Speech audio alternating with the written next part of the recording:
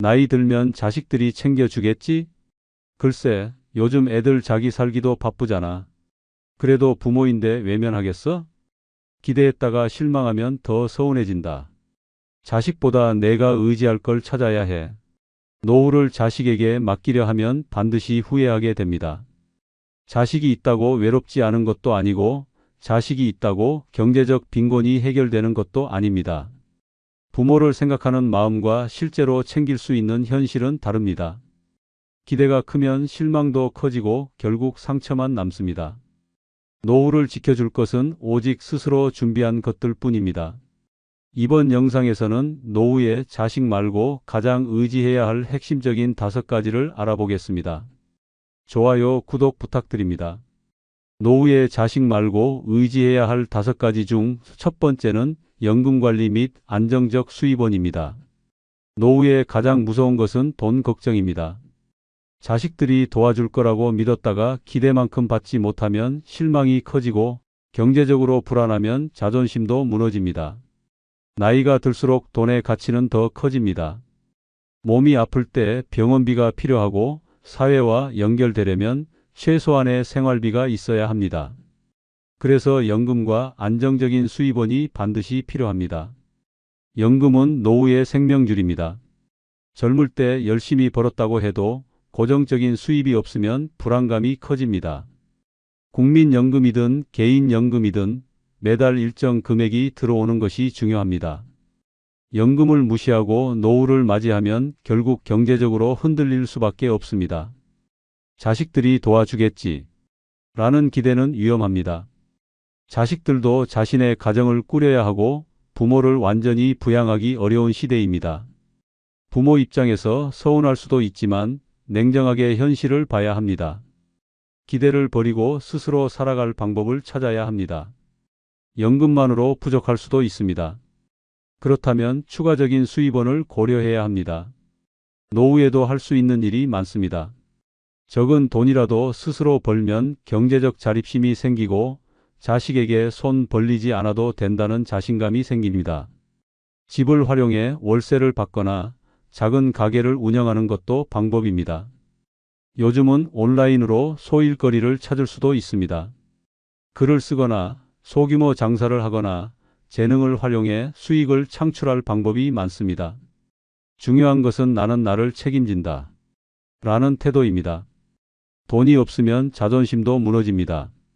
친구들과의 모임에서도 지갑 사정이 눈에 보이고 병원에 가는 것도 고민해야 합니다. 돈 때문에 하고 싶은 걸 못하고 눈치 보며 살아야 하는 노후는 비참합니다. 돈은 단순한 숫자가 아니라 내 인생을 지키는 방패입니다. 연금과 안정적인 수입원이 있으면 노후가 편안해지고 내 선택권을 지킬 수 있습니다. 자식에게 의존하지 않는 것이 진짜 효도입니다. 돈 문제로 가족 간의 감정이 상하면 결국 관계도 멀어집니다. 부모가 경제적으로 독립되어 있어야 자식들도 마음 편하게 부모를 대할 수 있습니다. 돈 때문에 서운해지고 불편한 감정이 쌓이는 것을 막으려면 미리 대비해야 합니다. 연금을 철저히 관리하고 추가적인 수입원을 만들어 두는 것이 가장 현명한 노후 대비입니다. 늦었다고 생각할 때가 가장 빠른 때입니다. 지금이라도 연금을 점검하고 내가 스스로 돈을 벌 수 있는 방법을 고민해야 합니다. 작은 돈이라도 꾸준히 들어오면 마음의 여유가 생깁니다. 노후의 가장 확실한 버팀목은 자식이 아니라 내가 만든 경제적 기반입니다. 70대 남성이 자식들에게 기대며 살다가 큰 상처를 받았습니다. 평생 가족을 위해 희생했고 노후엔 당연히 자식들이 도와줄 거라 믿었습니다. 하지만 자식들도 생활이 빠듯하다며 차츰 연락이 뜸해졌고 생활비를 요구할 때마다 눈치만 보였습니다. 결국 돈이 없으니 자존심도 무너지고 자식들에게 서운함만 남았습니다. 반면 60대 여성은 연금을 철저히 준비하고 작은 부업을 이어가며 살았습니다. 매달 고정적인 수입이 있어 자식들에게 손 벌릴 일이 없었고 여행도 다니며 자유로운 노후를 즐겼습니다. 돈 때문에 불안할 일이 없으니 마음도 편했습니다. 노후에 자식보다 중요한 것은 경제적 자립입니다. 돈이 있어야 자식과의 관계도 지킬 수 있고 내 삶의 선택권도 가질 수 있습니다. 결국 돈이 있어야 내 자존심도 지킬 수 있습니다. 노후에 자식 말고 의지해야 할 5가지 중 두 번째는 노후에도 할 수 있는 소일거리 찾기입니다. 노후에 가장 위험한 것은 시간이 남아도는 것입니다. 처음엔 일에서 해방된 것이 좋지만 시간이 지날수록 무료함이 찾아옵니다. TV만 보며 하루를 보내고 특별한 할 일이 없다 보니 부정적인 생각만 늘어갑니다. 결국 몸도 마음도 늙어가고 아무런 의미 없이 하루를 버티는 삶이 됩니다. 그래서 노후에도 할 수 있는 소일거리를 반드시 찾아야 합니다.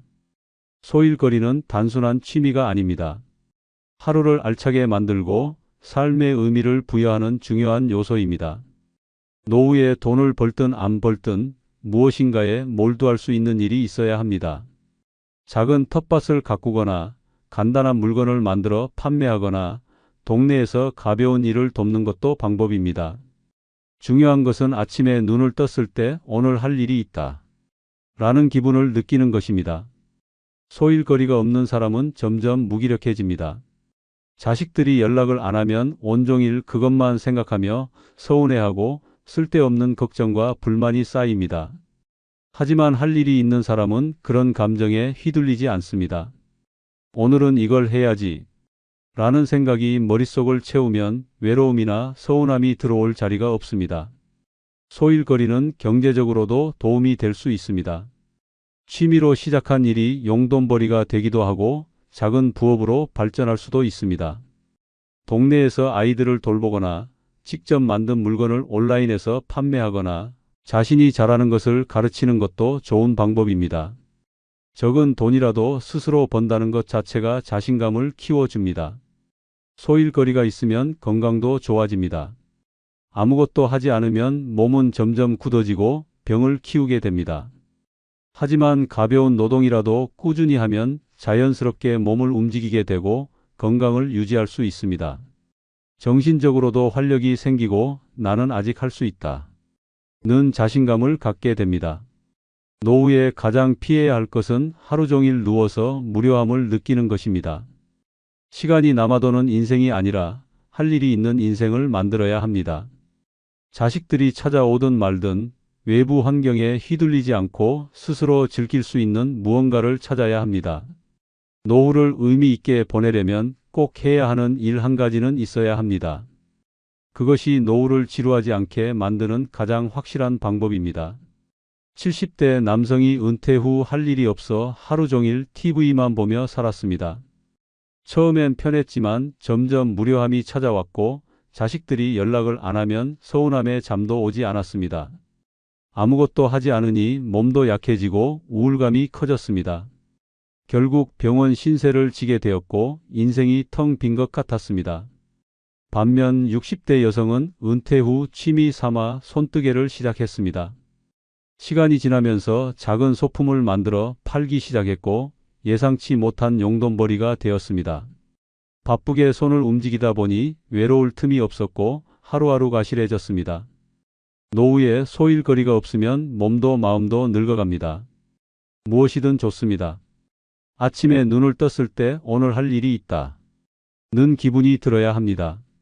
그것이 노년을 의미 있게 사는 방법입니다.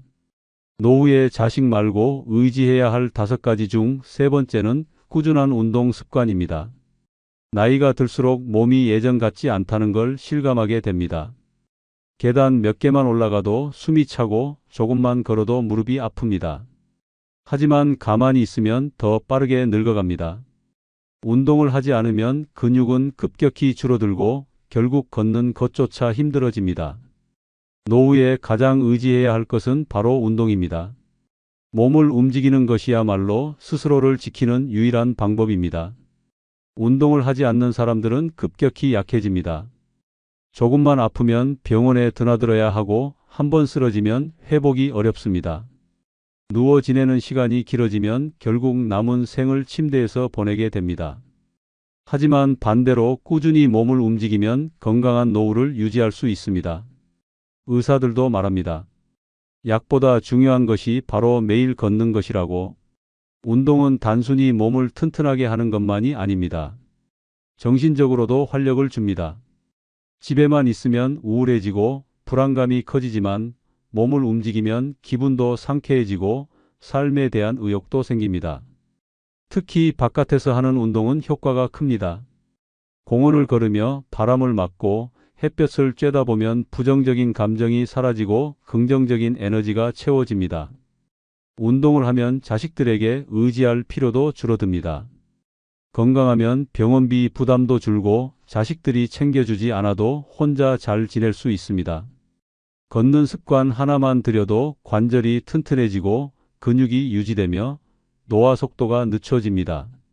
오래 누워있는 부모보다 씩씩하게 걸어다니는 부모가 자식들에게도 더 부담이 되지 않습니다. 운동은 거창할 필요가 없습니다. 매일 일정한 시간에 30분 정도만 걸어도 효과가 있습니다. 가벼운 스트레칭이나 계단 오르기도 도움이 됩니다. 중요한 것은 꾸준함입니다. 운동을 하루 쉬면 몸이 알아채고 일주일을 쉬면 몸이 무너집니다. 습관이 될 때까지 매일 하는 것이 중요합니다. 노후에 가장 무서운 것은 움직이지 않는 것입니다. 가만히 있으면 몸이 망가지고 결국 누군가의 도움 없이는 살 수 없게 됩니다. 건강을 지키는 가장 확실한 방법은 운동입니다. 꾸준히 몸을 움직이면 노후가 달라집니다. 자식이 아니라 내 두 다리에 의지하며 살아야 합니다. 70대 남성이 은퇴 후 집에만 머물렀습니다. 운동이 귀찮아 소파에 눕는 시간이 늘었고 점점 몸이 약해졌습니다. 어느 날 사소한 낙상사고로 병원에 실려갔고 의사는 근육이 너무 없어 회복이 어렵다 고 말했습니다. 결국 걷는 것조차 힘들어졌고 자식들에게 의지할 수밖에 없는 신세가 되었습니다. 반면 60대 여성은 매일 아침 30분씩 걷는 습관을 들였습니다. 비가 오면 실내에서 스트레칭을 하고 틈날 때마다 몸을 움직였습니다. 덕분에 병원에 갈 일이 없었고 또래보다 활기찬 생활을 유지했습니다. 자식들에게 기대지 않고 혼자 건강을 지킬 수 있었습니다. 운동을 하지 않으면 결국 누워 지내는 시간이 길어집니다. 노년엔 누우면 죽고 움직이면 삽니다. 걷고 움직일 수 있을 때 몸을 단련해야 합니다. 자식이 아니라 내 두 다리가 내 삶을 지켜줍니다. 노후에 자식 말고 의지해야 할 5가지 중 4번째는 배우자와의 유대감입니다. 노후에는 자식보다 더 중요한 사람이 바로 배우자입니다. 젊을 때는 자식 키우느라 일하느라 바빠 서로를 제대로 돌보지 못했을 수도 있습니다. 하지만 결국 남은 인생을 끝까지 함께할 사람은 자식이 아니라 배우자입니다. 배우자와의 유대감을 지키지 못하면 노후가 외롭고 삭막해집니다. 자식들은 자기 삶을 살기 바쁩니다. 부모를 챙길 여유도 없고 결국 부부 둘만 남게 됩니다. 하지만 오랜 세월 함께 살았다고 해서 저절로 사이가 좋아지는 것은 아닙니다. 젊을 때 쌓인 불만을 해결하지 못하면 노년에는 같은 집에 살면서도 남보다 더 먼 사이가 됩니다. 대화는 없고 함께 있어도 각자 할 일만 하며 무관심해집니다. 그 상태로 나이 들면 결국 부부가 아니라 한 집에 사는 2명의 노인이 될 뿐입니다. 배우자와의 관계가 좋으면 노후가 행복해집니다. 작은 일에도 서로를 챙겨주고 함께 시간을 보내며 웃을 일이 많아집니다. 무엇보다 건강이 나빠질 때 가장 가까이에서 도와줄 사람이 배우자입니다. 자식이 멀리 있어도 배우자가 곁에 있으면 든든합니다. 하지만 평소에 관계를 다지지 않으면 나중에 몸이 아플 때조차 서로를 돌보는 것이 부담스러워집니다. 배우자와의 유대감을 유지하려면 대화가 필수입니다.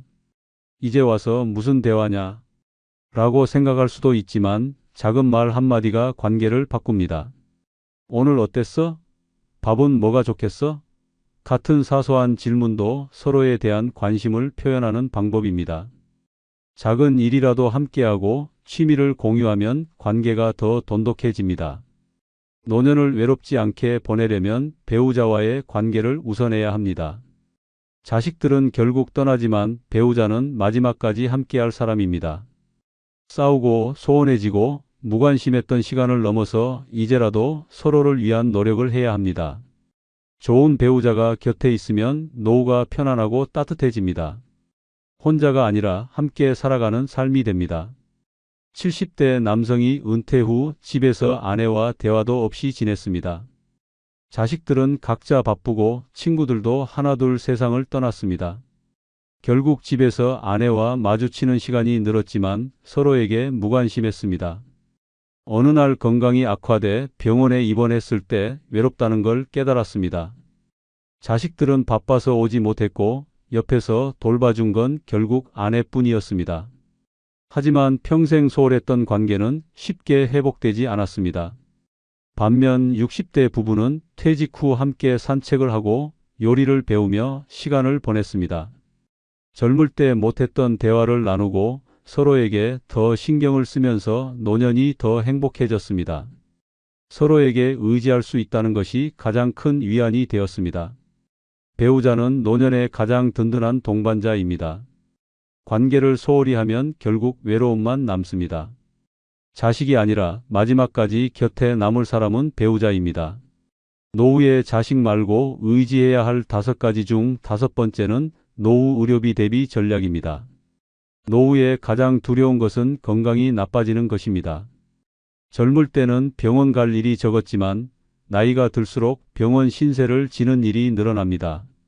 문제는 의료비입니다.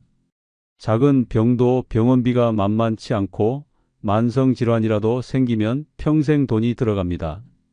준비 없이 노후를 맞이하면 의료비 부담에 허덕이고 결국 자식들에게 손을 벌릴 수밖에 없습니다. 하지만 자식에게 의지하려다 관계가 멀어지고 돈 문제로 가족 간 감정의 골이 깊어지는 경우도 많습니다. 그래서 노후 의료비 대비 전략이 반드시 필요합니다.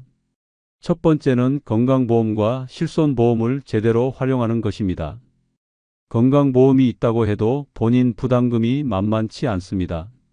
입원이라도 하면 한순간에 수백만 원이 나가고 치료가 길어지면 더 큰 돈이 필요합니다. 실손보험이 있다면 본인 부담금을 줄일 수 있어 병원비 걱정을 덜 수 있습니다. 보험이 부담스럽다고 가입을 미루면 결국 후회하게 됩니다. 건강할 때 준비해 두어야 합니다. 두 번째는 비상의료비를 따로 마련하는 것입니다. 노후 자금 중 일부는 반드시 의료비로 남겨두어야 합니다. 병원비가 필요할 때마다 생활비에서 뺐으면 결국 경제적으로 흔들리게 됩니다. 정기적인 건강검진 비용까지 포함해 따로 의료비 계좌를 만들어 두는 것이 좋습니다. 세 번째는 건강을 지키는 것이 최선의 전략입니다. 운동하고 건강한 식습관을 유지하는 것이 결국 의료비를 아끼는 가장 확실한 방법입니다. 아프지 않으면 병원 갈 일이 줄고 자연스럽게 돈도 절약됩니다. 하지만 많은 사람이 건강을 소홀히 하다가 병이 난 후에야 후회합니다. 건강할 때 미리 관리하는 것이 가장 현명한 의료비 대비 전략입니다. 노후에 돈이 없으면 가장 먼저 포기하는 것이 건강입니다. 아파도 참고 병원비가 부담돼 치료를 미루다 병을 키우는 경우가 많습니다. 결국 건강도 잃고 돈도 더 많이 들게 됩니다. 의료비 대비 없이 노후를 맞이하면 불안한 인생이 됩니다. 자식에게 의지하지 않고 스스로 대비해야 노후가 편안해집니다. 노후의 가장 확실한 투자처는 건강과 의료비 대비입니다. 지금부터라도 준비해야 합니다. 70대 여성이 병원비 걱정에 치료를 미루다가 병을 키웠습니다. 무릎이 자주 아팠지만 조금 쉬면 괜찮아지겠지 하며 참고 살았습니다. 병원비가 부담돼 진통제로 버텼지만 결국 상태가 악화되어 인공관절 수술을 받아야 했습니다. 수술비가 수천만 원이 나왔고 자식들에게 도움을 요청했지만 자식들도 사정이 넉넉하지 않았습니다. 결국 병원비 부담에 경제적으로 흔들렸고 자식들에게 미안한 마음만 커졌습니다. 반면 60대 남성은 미리 실손보험을 가입하고 의료비를 따로 저축해 두었습니다. 정기적으로 건강검진을 받고 이상이 생기면 바로 치료를 받아 병을 키우지 않았습니다. 덕분에 큰 병 없이 생활할 수 있었고 의료비 걱정 없이 편안한 노후를 보낼 수 있었습니다. 노후에는 건강을 지키는 것이 가장 큰 재산입니다. 하지만 건강을 유지하려면 결국 돈이 필요합니다. 의료비를 대비하지 않으면 병이 찾아왔을 때 선택권이 없습니다. 자식들에게 의지하지 않고 스스로를 지키려면 의료비 대비는 필수입니다. 노후를 자식에게 맡길 생각이면 반드시 후회하게 됩니다. 자식이 있다고 외롭지 않은 것도 아니고 자식이 있다고 병원비가 해결되는 것도 아닙니다. 결국 노후를 지켜줄 것은 스스로 준비한 것들 뿐입니다. 돈이 있으면 선택권이 생기고 건강이 있으면 남에게 의지하지 않아도 됩니다. 배우자와의 관계를 잘 유지하면 평생 함께할 사람이 남습니다. 스스로 할 일이 있고 의료비 걱정이 없으면 노후가 든든해집니다. 이제는 자식이 아닌 나를 위해 노후를 준비해야 합니다. 좋아요, 구독은 무료이며 다음 영상을 가장 빠르게 보실 수 있습니다. 감사합니다. 혼자 사는 게 외롭지 않냐? 남은 인생 누군가와 함께 해야 하지 않겠어? 늙어서 병들면 옆에 있어 줄 사람이 필요해. 많은 사람이 노년에 재혼을 고민하는 이유입니다. 하지만 재혼이 외로움을 해결해 줄 거라는 기대는 위험한 착각입니다. 함께 산다고 반드시 행복한 것도 아니고 오히려 더 큰 후회와 갈등이 기다릴 수도 있습니다. 차라리 혼자가 낫다는 것을 깨닫는 순간이 반드시 찾아옵니다. 이번 영상은 재혼이 미친 짓인 5가지 이유를 설명드리겠습니다. 좋아요, 구독해 주시면 복 받으실 겁니다. 감사합니다. 노년에 재혼이 미친 짓인 첫 번째 이유는 서로 병수발을 들며 지쳐간다는 것입니다.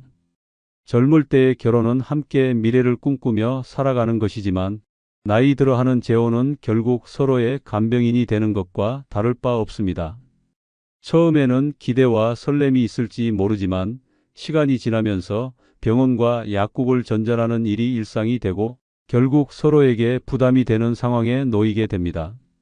처음에는 아픈 날에도 곁에 있어줄 사람이 있으면 좋겠다 라고 생각할 수 있습니다.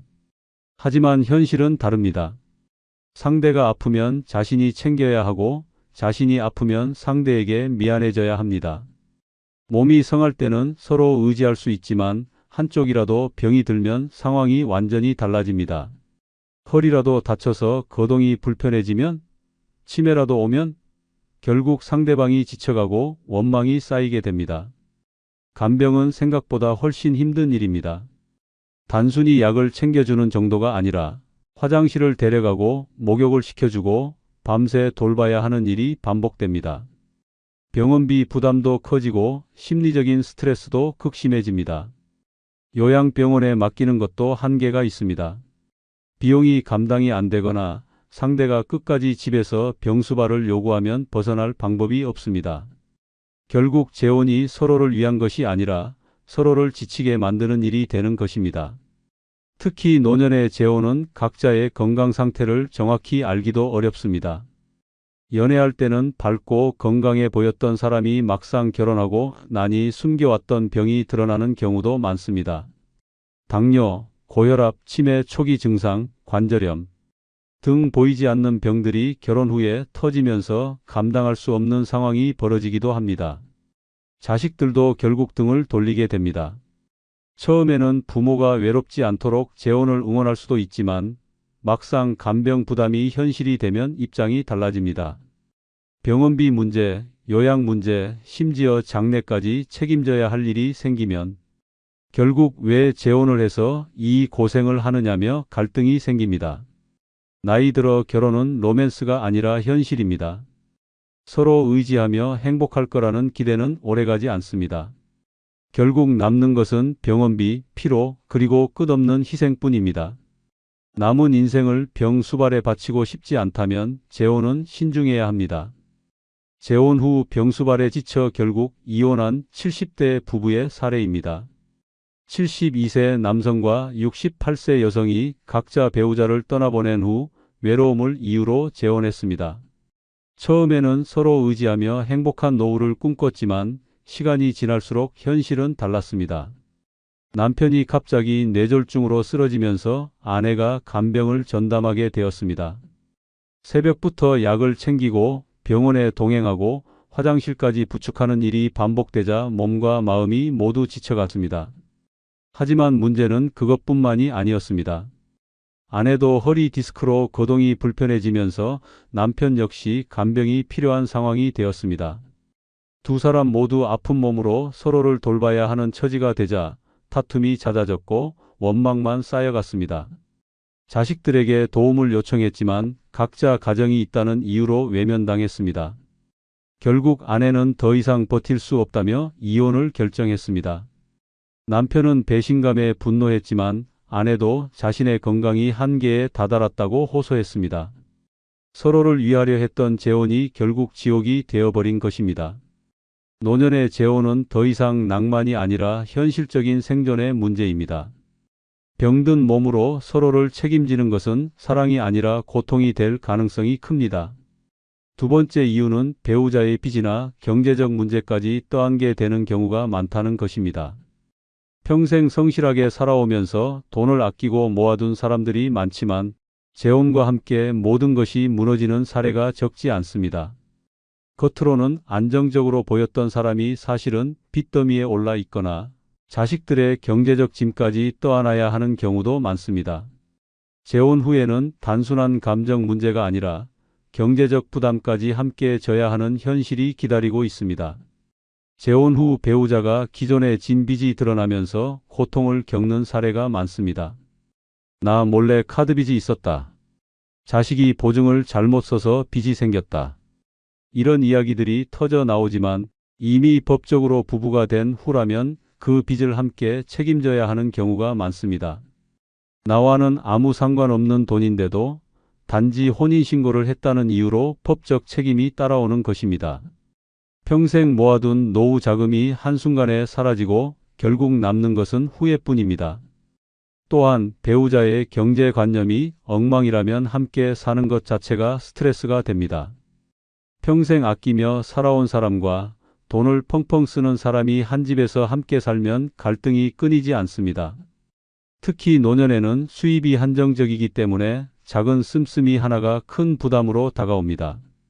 배우자가 무리한 소비를 하거나 주변 사람들에게 돈을 빌려주면서 재정이 무너지는 경우도 많습니다. 한순간의 선택이 남은 노후를 빈털터리로 만들 수도 있습니다. 재혼을 하면 경제적 문제는 배우자뿐만 아니라 그 가족의 문제까지 떠안게 됩니다. 배우자의 자식이나 친척들이 경제적으로 어려움을 겪고 있다면 결국 손을 벌리게 되는 것은 새 배우자입니다. 어차피 가족이니까 도와줘야 한다. 라는 논리가 등장하고 결국 내 돈이 남의 빚을 갚는 데 쓰이는 상황이 벌어집니다. 처음에는 단순한 도움으로 시작했다가 점점 요구가 커지고 결국 내 삶까지 흔들리는 경우가 많습니다. 노후의 삶은 편안해야 합니다. 하지만 재혼 후 경제적 문제에 휘말리면 평생 모아둔 돈을 한순간에 날리고 고통 속에서 남은 인생을 보내야 할 수도 있습니다. 사랑만으로 해결되지 않는 것이 돈 문제입니다. 결국 재혼이 가져오는 경제적 위험을 고려하지 않는다면 마지막까지 후회 속에서 살게 될 가능성이 높습니다. 남의 빚을 떠안느니 차라리 혼자가 낫습니다. 재혼 후 배우자의 빚을 떠안고 빈털터리가 된 68세 여성의 사례입니다. 68세 여성은 배우자를 먼저 떠나보낸 뒤 외로움을 이기지 못하고 72세 남성과 재혼했습니다. 남성은 온화한 성격에 자녀들도 모두 독립한 상태라 경제적으로도 문제없어 보였습니다. 하지만 결혼 후 몇 달 만에 남편이 카드 빚이 있다는 사실을 알게 되었습니다. 처음에는 금방 갚을 수 있다. 라는 말에 믿었지만 시간이 지나면서 숨겨진 빚이 계속 드러났습니다. 남편은 과거 사업 실패로 인해 그에게 부채가 있었고 연금을 받아도 이자 내기에 급급한 상태였습니다. 결국 생활비 대부분을 아내가 부담하게 되었고 남편의 자녀들까지 아버지가 힘드니 도와달라 며 돈을 요구하기 시작했습니다. 그녀는 평생 아끼며 모아둔 노후 자금을 갉아먹히면서도 부부인데 외면할 수 없다 는 죄책감에 돈을 계속 내주었습니다. 하지만 남편의 경제적 무책임은 끝이 없었습니다. 결국 그녀는 더는 감당할 수 없다는 판단에 이혼을 결심했지만 이미 남편 명의로 대출 보증까지 서준 뒤였습니다. 이혼 후에도 일부 빚을 떠안게 되었고 결국 평생 모은 돈을 모두 잃었습니다. 노후의 재혼은 사랑이 아니라 현실입니다. 배우자의 경제적 문제를 제대로 확인하지 않으면 한순간에 나락으로 떨어질 수 있습니다. 세 번째 이유는 취미나 관심사가 다르면 오히려 같이 있어도 더 외로울 수 있다는 것입니다. 젊을 때는 일하느라 바빠서 차이를 느낄 시간이 없지만 노년에는 온종일 같은 공간에서 함께 지내야 합니다. 그때 서로의 취향이 맞지 않으면 고립감과 답답함만 커질 뿐입니다. 한 사람은 조용한 산책을 좋아하는데 다른 사람은 TV 앞에서 하루 종일 앉아 있는 걸 좋아한다면 어떻게 될까? 한쪽은 음악을 들으며 차 한 잔을 마시고 싶은데 다른 쪽은 시끄러운 스포츠 중계를 틀어놓고 있다면 처음에는 맞춰보려 애쓰겠지만 시간이 지날수록 불만이 쌓이고 결국 서로 피하게 됩니다. 대화조차 줄어들고 함께 있어도 외로움만 깊어집니다. 노년에는 각자의 삶의 방식이 확고해지기 때문에 상대의 취미를 억지로 맞추려 하면 스트레스가 쌓이니다. 영화 한 편을 보더라도 장르가 다르면 다투게 됩니다. 나는 조용한 다큐멘터리를 보고 싶은데 왜 저 사람은 맨날 액션 영화만 틀어놓지? 나는 여행 가고 싶은데 왜 저 사람은 집에만 있으려고 하지? 작은 차이들이 반복되면 결국 혼자 있을 때보다 더 피곤한 삶이 됩니다. 또한 노년에는 새로운 취미를 배우거나 인간관계를 넓히는 것이 중요한데 배우자의 취향에 맞추느라 하고 싶은 걸 포기하는 경우도 많습니다. 한쪽이 모임을 나가려 하면 왜 밖으로만 나가려고 하냐? 며 불만을 갖고 혼자만의 시간을 가지려 하면 같이 사는데 왜 각자 노냐? 며 갈등이 생깁니다. 결국 하고 싶은 것도 못하고 상대에게 맞추다 보니 자유도 잃고 행복도 잃고 결국 후회만 남습니다. 혼자라면 원하는 대로 살 수 있습니다. 보고 싶은 영화, 가고 싶은 여행, 듣고 싶은 음악, 하고 싶은 취미를 마음껏 즐길 수 있습니다. 하지만 맞지 않는 사람과 재혼하면 원치 않는 삶을 강요받게 됩니다. 결국 기대했던 행복은 사라지고 혼자 있을 때보다 더 답답한 노년을 맞이하게 됩니다. 적적함을 피하려고 재혼했다가 더 깊은 외로움 속에서 살게 될 수도 있습니다. 재혼 후 취미 차이로 결국 각방을 쓰며 살아간 74세 부부의 사례입니다. 74세 남성과 70세 여성이 재혼한 지 1년 만에 사실상 별거 상태가 되었습니다. 남성은 조용한 시간을 즐기는 성격으로 책을 읽거나 클래식 음악을 듣는 것을 좋아했습니다. 반면 여성은 사람들과 어울리는 걸 즐기며 수다를 나누거나 여행을 다니는 것이 취미였습니다. 처음에는 서로 맞춰보려 노력했지만 시간이 지날수록 갈등이 커졌습니다. 남성이 집에서 조용히 책을 읽고 싶어 하면 여성은 친구들을 집으로 불러 시끌벅적한 시간을 보냈습니다. 남성이 음악을 틀어놓으면 여성은 지루하고 답답하다 며 TV 볼륨을 크게 키웠습니다. 남성은 집에 있는 걸 좋아했지만 여성은 주말마다 여행을 가자고 했고 결국 서로 원하는 삶을 살지 못한 채 불만만 쌓였습니다. 결국 두 사람은 대화를 나누는 것조차 피하게 되었고 각방을 쓰며 따로 생활하기 시작했습니다. 남성은 차라리 혼자가 더 편하다 며 후회했고 여성 역시 함께 있어도 외롭다 고 말했습니다. 서로 다른 삶의 방식이 결국 두 사람을 더 고립시켰고 기대했던 행복은커녕 더 깊은 외로움 속에 빠지게 되었습니다. 네 번째는 오랜 세월 동안 익숙해진 생활 패턴이 한순간에 무너질 수 있다는 것입니다. 젊었을 때는 상대방과 함께하는 삶에 적응할 시간이 많았지만 노년에는 이미 자신만의 방식으로 살아온 시간이 더 길기 때문에 작은 변화도 스트레스로 다가옵니다. 서로 맞추려다 지치고 결국은 후회만 남게 됩니다. 아침에 일어나자마자 창문을 열고 커피 한 잔을 마시며 조용한 시간을 보내는 것이 행복인 사람이 있습니다. 하지만 배우자가 아침부터 음악을 틀어야 하루가 시작되는 것 같다 며 시끄러운 노래를 틀어놓으면 어떻게 될까? 한쪽은 새벽에 일찍 자고 새벽에 일어나는 습관이 있지만 다른 한쪽은 밤늦게까지 TV를 보며 생활한다면 처음에는 이해하려 노력하지만 시간이 지날수록 불편함이 쌓이고 짜증으로 변합니다. 내가 살아온 방식 자체가 부정당하는 기분이 들고 결국 내 집에서조차 편히 쉬지 못하는 상태가 됩니다. 식사 시간 하나도 문제입니다. 한 사람은 정해진 시간에 밥을 먹어야 하고 한 사람은 배가 고플 때 먹는 스타일이라면 어떻게 될까? 한쪽은 매 끼니를 직접 차려 먹어야 식성이 풀리는 반면 다른 쪽은 가볍게 한 끼 해결하는 걸 좋아한다면 서로에게 맞추려다가 결국 자신이 원하지 않는 방식으로 생활하게 되고 이것이 반복되면 사는 것 자체가 피곤해집니다. 가장 큰 문제는 혼자만의 시간이 사라진다는 것입니다. 노년에 혼자 살다 보면 오롯이 나만을 위한 시간이 얼마나 소중한지 알게 됩니다. 하지만 재혼을 하면 상대방과의 시간을 신경 써야 하고 결국 내가 원하는 것을 마음껏 하지 못하는 상황이 옵니다. 나만의 취미를 즐기던 시간, 조용한 휴식 시간, 그 모든 것이 깨지고 결국 혼자일 때가 더 편했는데라는 생각이 들기 시작합니다. 혼자 산다는 것은 내가 원하는 대로 내 삶을 꾸릴 수 있다는 뜻입니다. 하지만 재혼을 하면 나만의 자유롭던 생활 패턴이 깨지고 상대방에게 맞춰야 하는 불편함이 따라옵니다. 결국 노년의 재혼은 자유를 얻는 것이 아니라 새로운 제약을 스스로 만들어내는 선택이 될 수 있습니다.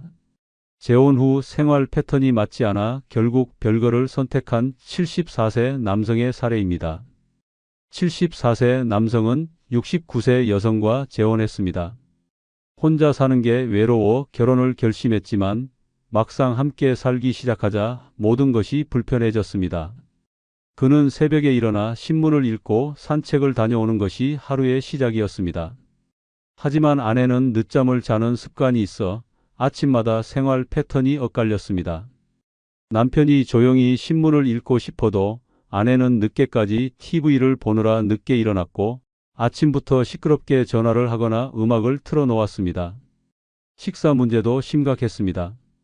남편은 하루 3끼를 규칙적으로 챙겨 먹는 걸 중요하게 생각했지만 아내는 대충 한 끼만 먹거나 가볍게 해결하는 스타일이었습니다. 서로의 습관이 맞지 않다 보니 갈등이 반복되었고 결국 남편은 점점 집 밖으로 도는 시간이 많아졌습니다. 혼자 살 때는 자유롭게 생활했지만 재혼 후에는 사소한 것 하나하나가 불편해졌습니다. 결국 남편은 아내에게 별거를 제안했습니다. 서로 사랑해서 결혼했지만 생활 패턴이 맞지 않으면 함께 사는 것이 오히려 고통이라는 것을 깨달았습니다. 그는 다시 혼자의 삶으로 돌아가면서 재혼이 외로움을 해결해 줄 줄 알았는데 결국 혼자가 더 편했다. 라고 말했습니다.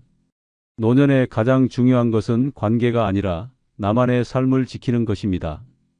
5번째는 결국 혼자가 더 편하다는 걸 깨닫게 되는 경우가 많다는 것입니다.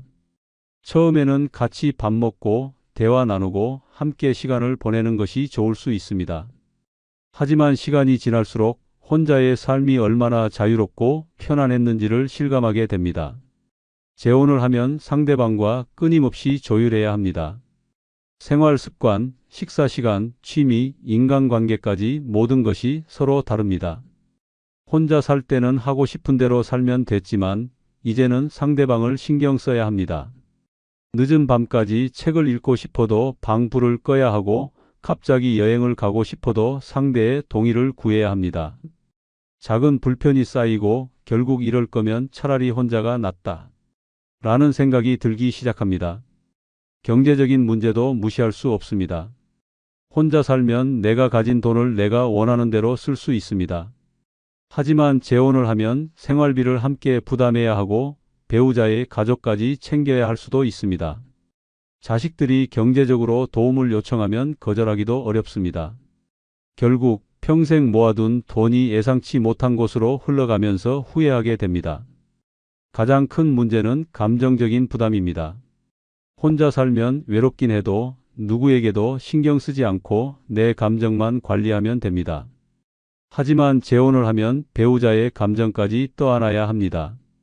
상대가 아프거나 우울해하면 함께 힘들어지고 갈등이 생기면 스트레스를 받습니다. 혼자 살 때는 단순했던 감정이 둘이 되면서 복잡해지고 무거워집니다. 결국 재혼한 많은 사람들이 이렇게 말합니다. 혼자가 더 편했다. 처음에는 외로움을 피하려고 결혼했지만 오히려 재혼이 더 큰 부담이 되고 스트레스가 되어버립니다. 늦게라도 깨닫는다면 다행이지만 이미 경제적 손해를 보고 감정적으로 지쳐버린 후라면 돌이키기도 어렵습니다. 노년에는 누군가에게 기대려고 하기보다 스스로를 온전히 받아들이고 혼자의 삶을 즐길 줄 아는 것이 더 행복한 길입니다. 재혼 후 불편함을 느끼고 결국 혼자의 삶을 선택한 70대 여성의 사례입니다. 72세 여성은 75세 남성과 재혼했습니다. 처음에는 함께 밥을 먹고 대화를 나누며 외로움을 덜 수 있을 거라 생각했습니다. 하지만 결혼 생활이 길어질수록 혼자 살 때가 훨씬 편했다는 걸 깨닫기 시작했습니다. 남편은 집안일을 전혀 하지 않았고 사소한 생활 습관 차이조차 불편하게 느껴졌습니다. 가장 힘들었던 것은 일상의 자유가 사라졌다는 점이었습니다. 혼자 살 때는 아침에 일어나고 싶은 시간에 일어나고 먹고 싶은 걸 먹으며 조용히 책을 읽는 것이 행복이었습니다. 하지만 재혼 후에는 남편과 생활 패턴을 맞춰야 했고 집안 분위기조차 남편의 기분에 따라 달라졌습니다. 경제적인 문제도 예상치 못한 부담이 되었습니다. 남편이 자주 자녀들에게 용돈을 주었고 생활비도 예상보다 많이 들었습니다. 결국 그녀는 더 이상 맞추려 애쓰지 않고 다시 혼자의 삶을 선택했습니다. 혼자가 외롭긴 해도 불편함 없이 살 수 있다는 것이 더 중요하다. 라며 오히려 후련해했습니다. 결국 재혼이 행복을 보장해 주는 것이 아니라는 걸 깨닫는데 오랜 시간이 걸리지 않았습니다. 재혼이 노후를 편안하게 만들어 줄 거라는 생각은 환상일 뿐입니다. 사랑만으로 해결할 수 없는 현실적인 문제들이 끝없이 밀려옵니다. 병수발, 돈 문제, 생활 패턴 차이, 감정적인 갈등까지. 결국 재혼 후 후회하는 사람들은 이렇게 말합니다. 차라리 혼자가 더 편했다. 익숙한 불편함보다 새로운 후회를 선택하지 마십시오. 노년의 행복은 누군가에게 기대는 것이 아니라 스스로의 삶을 지키는 것에서 시작됩니다. 좋아요, 구독해 주시면 더 좋은 영상으로 보답하겠습니다. 감사합니다. 노년에 재혼을 꿈꾸는 사람이 많습니다. 혼자가 외롭고 남은 인생을 함께할 동반자가 필요하다는 이유에서입니다. 하지만 현실은 냉혹합니다. 재혼 후 달콤한 행복은 잠시뿐이고 뒤늦게 후회하는 경우가 대부분입니다. 배우자의 병을 간병하다 노후가 망가지고 자식들과 의절하며 전 재산을 빼앗기거나 생활비 부담에 허덕이다 파산하는 일까지 벌어집니다. 혼자가 외롭다고 쉽게 재혼을 결정하면 더 큰 불행이 기다리고 있을 뿐입니다. 노후의 행복이 아니라 황혼의 지옥을 맞이하고 싶지 않다면 재혼이 과연 정답인지 신중히 고민해야 합니다. 이번 영상은 늙어 재혼이 미친 짓인 5가지 사례를 알려드리겠습니다. 구독, 좋아요 부탁드립니다. 첫 번째 사례는 재혼하자마자 배우자가 병을 얻어 간병인 신세가 된 사례입니다. 이정호 씨는 72세의 평범한 노인이었습니다. 아내와 사별한 후 몇 년 동안 혼자 지내다 보니 외로움이 커졌습니다. 젊었을 때야 바쁘게 살며 외로움을 느낄 틈이 없었지만 나이가 들수록 혼자 밥 먹는 게 힘들었고 명절이나 기념일이 되면 허전함이 몰려왔습니다. 그렇게 고민하던 어느 날 친구의 소개로 한 여성과 만나게 되었습니다. 김선자 씨는 68세로 남편과 이혼한 지 10년이 넘었다고 했습니다. 그녀 역시 혼자 사는 게 너무 힘들었다고 했고 서로의 처지가 비슷하다 보니 대화가 잘 통했습니다. 선자 씨는 밝고 다정한 성격이었고 저도 남은 인생을 좋은 사람과 함께하고 싶어요. 라고 말했습니다. 정호 씨는 그 말에 마음이 흔들렸습니다. 이 사람이라면 함께 노후를 보내도 괜찮겠다는 생각이 들었습니다. 몇 달간 만남을 이어간 후 두 사람은 주변의 축하 속에 재혼을 결심했습니다. 자식들은 처음엔 반대했지만 우리도 남은 인생 행복하게 살 권리가 있지 않겠냐? 라는 말에 결국 허락했습니다. 그렇게 두 사람은 조촐한 결혼식을 올리고 한 집에 살게 되었습니다. 처음 며칠은 꿈 같았습니다. 함께 아침을 먹고 산책을 나가고 손을 잡고 TV를 보며 웃었습니다. 역시 혼자보단 둘이 낫다고 생각했습니다. 하지만 행복은 오래가지 않았습니다. 결혼한 지 2달이 채 안 됐을 무렵 선자 씨가 갑자기 몸이 좋지 않다고 했습니다. 처음엔 단순한 피로라고 생각했지만 날이 갈수록 기운이 빠지고 밥도 잘 먹지 못했습니다. 병원에 가보니 당뇨 합병증과 심장질환이 심각하다는 진단이 나왔습니다. 그제야 정호 씨는 알았습니다. 그녀가 원래부터 지병을 앓고 있었고 결혼 전부터 몸이 좋지 않았다는 사실을. 하지만 선자 씨는 이를 숨긴 채 결혼을 강행한 것이었습니다. 병원에서는 지속적인 치료와 관리가 필요하다고 했습니다. 하지만 치료비가 만만치 않았습니다. 정호 씨는 자기 연금과 노후 자금을 써가며 병원비를 부담해야 했습니다. 하지만 그것보다 더 힘든 건 간병이었습니다. 매일 약을 챙겨야 했고 음식을 조절해야 했으며 병원에 동행해야 했습니다. 심지어 그녀는 밤에도 숨이 가쁘다며 정호 씨를 깨워 도와달라고 했습니다. 처음엔 안쓰러운 마음에 최선을 다했지만 시간이 지나자 점점 지쳐갔습니다. 이 결혼이 잘못됐다는 걸 깨달은 건 선자 씨의 자식들이 등장했을 때였습니다. 평소에는 연락 한 번 없던 그녀의 자식들이 병세가 심해지자 찾아왔습니다. 그런데 걱정은커녕 어머니 돌보는 건 당연히 아저씨 목 아니냐? 라는 식이었습니다. 치료비도 간병도 모두 정호 씨가 감당해야 한다는 태도였습니다. 그제야 깨달았습니다. 자신이 사랑해서 결혼한 게 아니라 그녀의 가족들에게는 무료 간병인으로 전락했다는 사실을. 몇 달 후 정호 씨는 결국 쓰러졌습니다. 스트레스와 과로로 인해 건강이 급격히 나빠졌습니다. 하지만 아무도 그를 챙기지 않았습니다. 선자 씨는 여전히 병석에 있었고 그녀의 자식들은 어머니 때문에 힘든 건 알지만 그래도 책임지셔야죠. 라는 말만 할 뿐이었습니다. 결국 정호 씨는 결혼을 후회하며 별거를 선택했습니다. 혼자 사는 것이 외롭다고 해서 무작정 재혼을 결정한 것이 얼마나 큰 실수였는지 뼈저리게 깨달았습니다. 사랑한다고 해서 모든 현실적인 문제가 해결되는 것이 아니었습니다. 상대방의 건강 상태, 경제적 상황, 가족 관계까지 꼼꼼히 따져보지 않으면 재혼은 행복이 아니라 고통이 될 뿐이었습니다. 노년의 재혼은 신중해야 합니다. 단순한 외로움 때문에 결혼을 결정하면 결국 더 큰 후회로 돌아옵니다. 특히 상대방의 건강 상태는 반드시 확인해야 합니다. 그렇지 않으면 사랑이 아닌 평생 간병 계약을 맺는 꼴이 됩니다. 두 번째 사례는 자식들이 재혼을 반대해 의절당한 사례입니다. 박영자 씨는 69세입니다. 남편을 먼저 떠나보낸 지 10년이 넘었고 그동안 자식들과 손주들만 바라보며 살아왔습니다. 하지만 시간이 지나면서 점점 혼자가 되는 시간이 많아졌습니다. 자식들은 각자 가정을 꾸리느라 바빴고 손주들도 크면서 연락이 줄어들었습니다. 하루 종일 집에서 TV를 보거나 창밖을 바라보는 것이 일상이 되었습니다. 그런 그녀 앞에 한 남자가 나타났습니다. 이동식 씨는 72세로 오랫동안 혼자 지내왔다고 했습니다.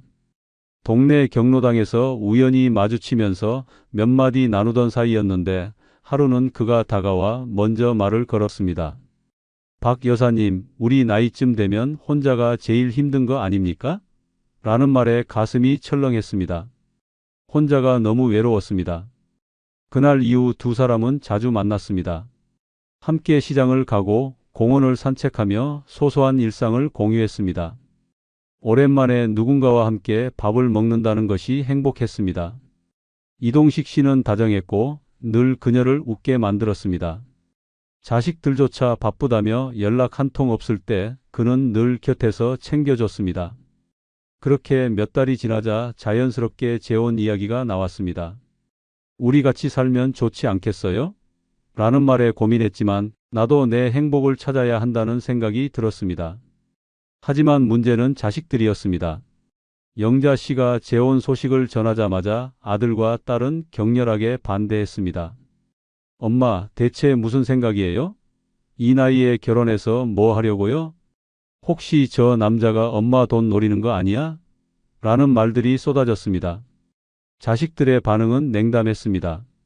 영자 씨는 억울했습니다.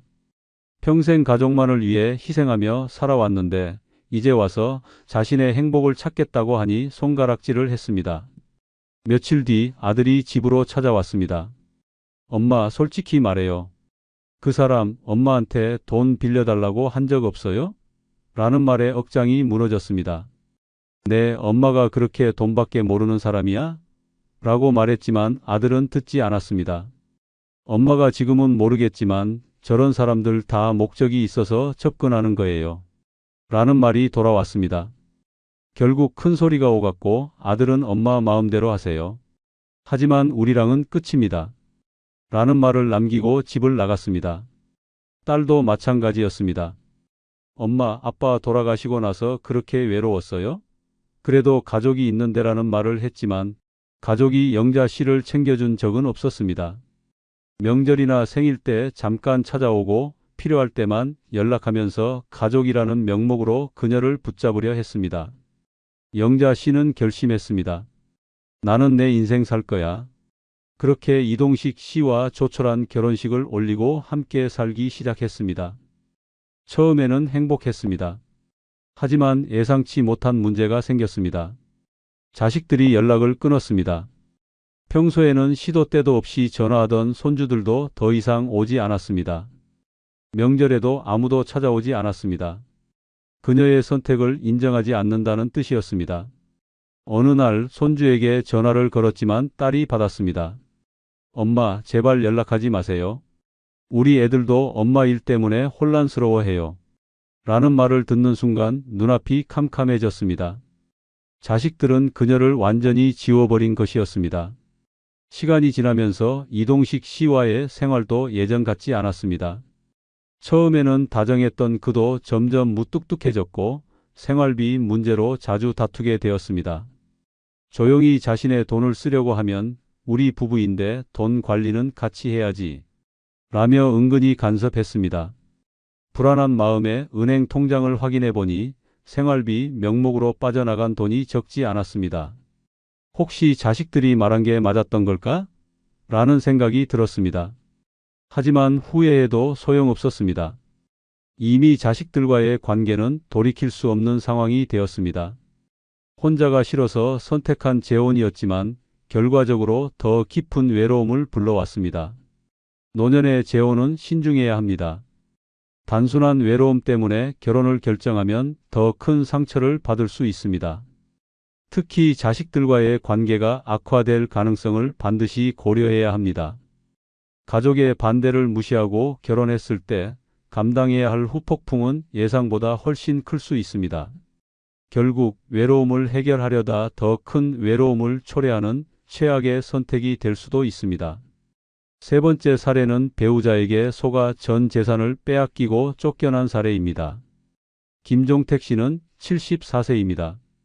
젊었을 때는 열심히 일하며 가족을 위해 희생했고 은퇴 후에는 아내와 조용한 노후를 보내려 했습니다.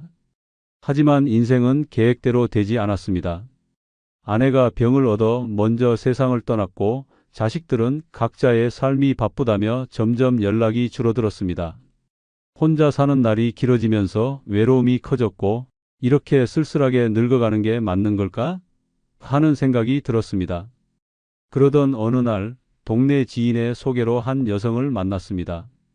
이명숙 씨는 67세로 성격이 밝고 다정한 사람이었습니다. 그녀는 말했습니다. 혼자는 너무 외롭죠? 저도 그래요. 그 말이 가슴 깊이 박혔습니다. 대화가 잘 통했고 오랜만에 누군가와 함께 웃으며 시간을 보냈습니다.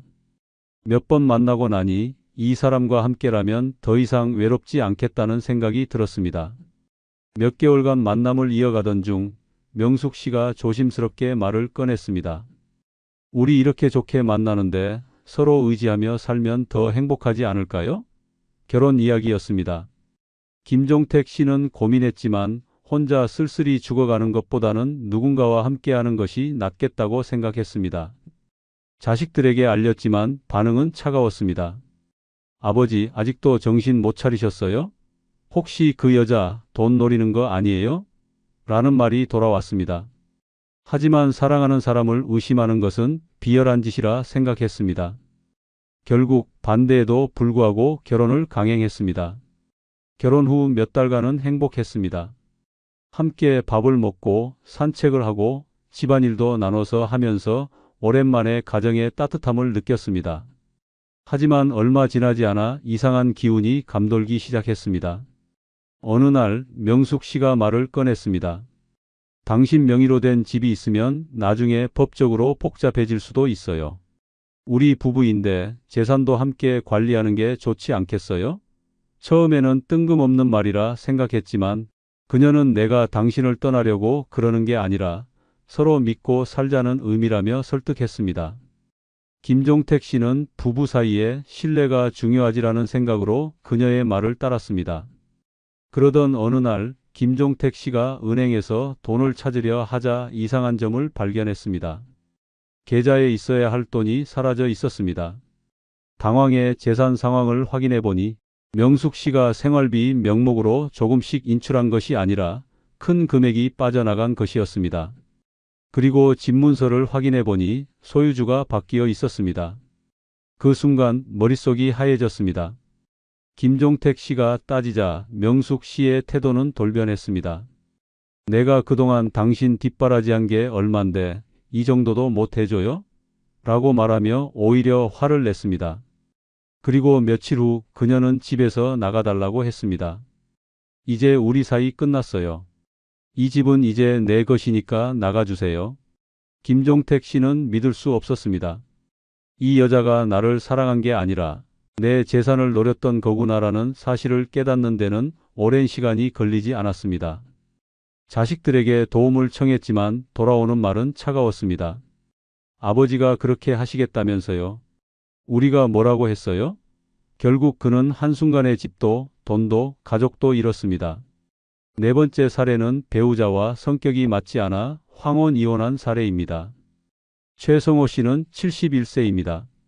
아내와 사별한 후 몇 년간 혼자 살았습니다. 처음에는 자유롭다고 생각했지만 시간이 지날수록 외로움이 커졌습니다. 집에 들어가면 불이 꺼져 있고 끼니를 대충 때우다 보니 건강도 나빠졌습니다. 자식들은 바쁘다는 핑계로 연락이 뜸했고 명절에도 얼굴 보기 힘들어졌습니다. 결국 이렇게 혼자 늙어가다 가는 건가 하는 생각이 들었습니다. 그러던 어느 날 친구의 소개로 김영자 씨를 만났습니다. 그녀는 68세로 남편과 이혼한 지 오래되었다고 했습니다. 깔끔한 옷차림에 말도 세련되었고 첫인상은 무척 좋았습니다. 혼자 사는 게 참 외롭죠? 라는 그녀의 말에 성호 씨는 공감했습니다. 오랜만에 누군가와 깊은 대화를 나누고 함께 밥을 먹으니 살아있는 기분이 들었습니다. 몇 번의 만남 끝에 자연스럽게 재혼을 결심했습니다. 하지만 문제는 결혼 후부터 시작되었습니다. 연애할 때와 달리 함께 살다 보니 성격 차이가 극명하게 드러났습니다. 성호 씨는 조용한 생활을 좋아했습니다. 아침 일찍 일어나 신문을 읽고 소박한 밥상을 차려 먹고 산책을 하는 것이 일상이었습니다. 하지만 영자 씨는 달랐습니다. 늘 시끄러운 환경에서 지냈고 집안이 조용하면 답답하다며 하루 종일 TV를 틀어놓았습니다. 왜 이렇게 조용하게 살아? 좀 신나게 살아야지. 라며 친구들을 집으로 불러 모았습니다. 음식 문제도 끊임없는 갈등을 불렀습니다. 성호 씨는 싱겁고 담백한 음식을 좋아했지만 영자 씨는 양념이 강하고 기름진 음식을 선호했습니다. 처음에는 서로 맞춰가려 했지만 시간이 지날수록 스트레스가 쌓였습니다. 이제 좀 적응 좀 해요.